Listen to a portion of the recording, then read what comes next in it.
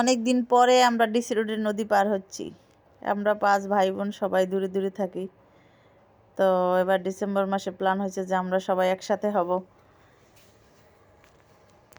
তো আমরা 4 জন গেছি ঢাকা থেকে, আর বড় বোন থাকে নলছিটি, ও আসছে নলছিটি থেকে। অনেক সুন্দর, সূর্য অস্ত গেছে, মানে আস্তে আস্তে সন্ধ্যা হয়ে গেছে একেবারে। নদীটা এত সুন্দর লাগছিল, একটু ভিডিও না করে থাকতে পারলাম না। আমি এবার ভিডিও করতে মাঝে মাঝে একটু ভালোই লাগে।